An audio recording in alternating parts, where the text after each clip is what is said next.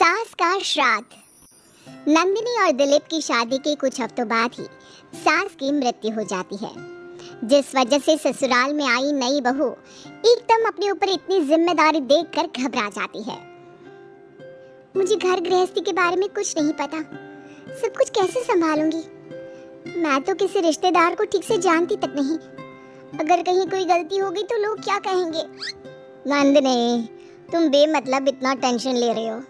घर में हम दोनों के अलावा कोई है नहीं। जैसा भी काम करो कोई जज करने वाला नहीं है। रही बात रिश्तेदारों की तो उन्हें मैं संभाल लूंगा। पति का सपोर्ट देखकर नंदिनी के अंदर हिम्मत आ जाती है। अब दोनों मिलकर एक दूसरे को संभालते हुए आगे बढ़ने लगते हैं।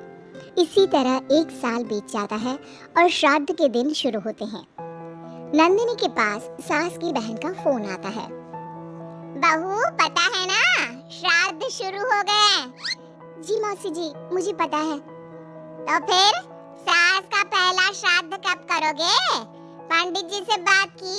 कोई तैयारी की? मौसी जी, मैं कल ना पंडित जी के पास चली जाऊंगी। ठीक है, बात करके सब अच्छे से तैयारी करना। हाँ, किसी भी रीति रिवाज में कमी नहीं रहनी चाहिए। नंदिनी मौसी सास की बात पर तो हाँ बोलकर फोन काट देती है, लेकिन फिर रीति रिवाज और श्राद्ध के बारे में कुछ पता ना होने की वजह से दोबारा टेंशन में आ जाती है।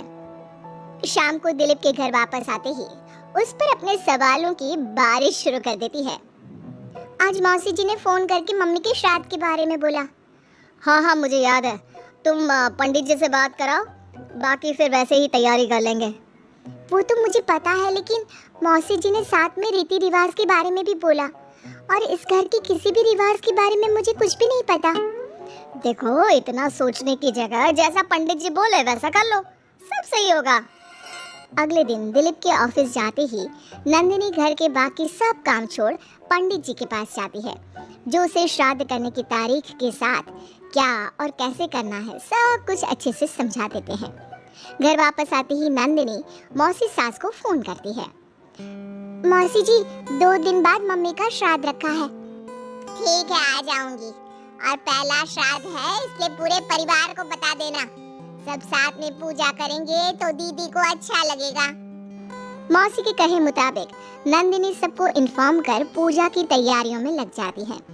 2 दिन बाद पूरा परिवार उनके घर इकट्ठा होता है और देखते ही देखते सबके बीच ग्रह युद्ध शुरू हो जाता है, जिससे नंदिनी और दिलीप की परेशानी कम होने की जगह बढ़ जाती है।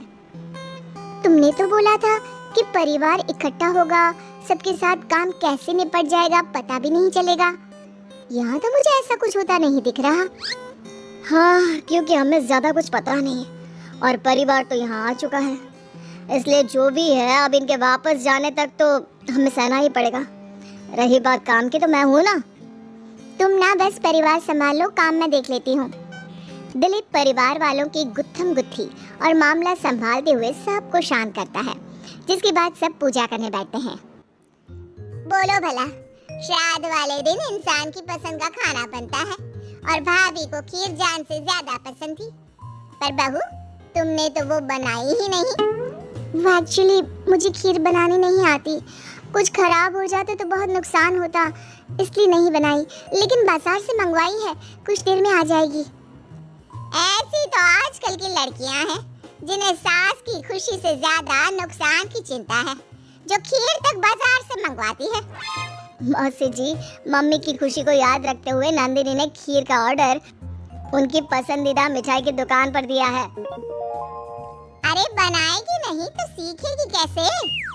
माफ करना मौसी जी, लेकिन आज पूरे परिवार का खाना बना है और ऐसे में प्रैक्टिस के चलते मैं इतने सारे लोगों के लिए खीर बनाती और अगर जरा भी गड़बड़ हो जाती तो बहुत खाने का नुकसान होता ना, जो अच्छा नहीं होता। नंदिनी की बात को इग्नोर करते हुए मौसी चुप हो जाती है, जिसके बाद सब पूजा करते हैं और कुछ देर बाद खाना खाने बैठते हैं, लेकिन उन्हें वहाँ भी शांति नहीं रहती। वो कभी खाने में कमी निकालना तो कभी किसी चीज की फरमाइश करना शुरू कर देते हैं। आखिर ये लोग माँ के श्राद्ध की पूजा के लिए आए हैं या बस ये गलत है, ये वैसा क्यों है, ये ऐसा क्यों नहीं, ये चाहिए वो अच्छा नहीं, ये सब बोलने के लिए? मुझे तो समझ में नहीं आ रहा यहाँ श्राद्ध की पूजा हो रही है या इनकी पार्टी? जिस हिसाब से कमियां निकाल कर भी उंगलियां चाट चाट कर खा रहे हैं ना, इनकी तो पार्टी ही लग रही है। बस भगवान करे अब और कोई ड्रामा ना हो। दोनों पति पत्नी इसी उम्मीद के साथ मेहमानों को खाना परोसते रहते हैं।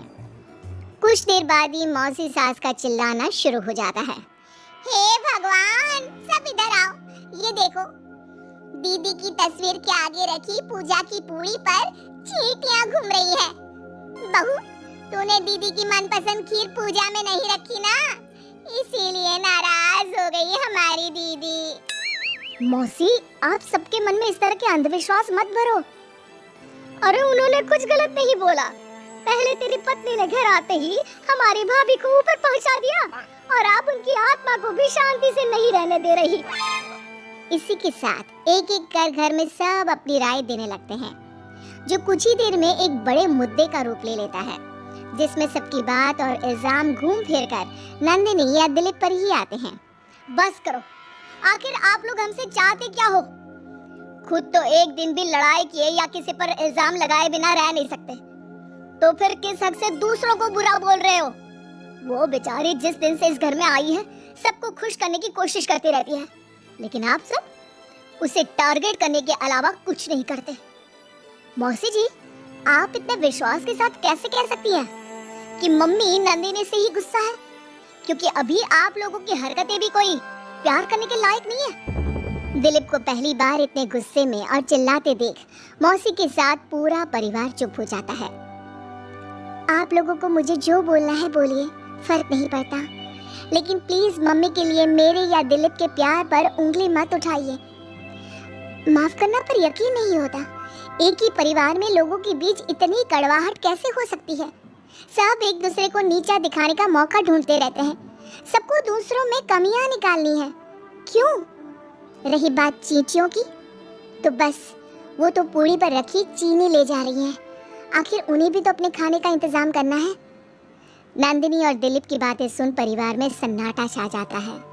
सबको अपनी गलती का एहसास होता है, लेकिन गलती ना मानने का गुरूर उन्हें आगे कुछ भी बोलने से रोकता है, जिसके चलते धीरे धीरे सब चुपचाप उठकर अपने घर जाने लगते हैं।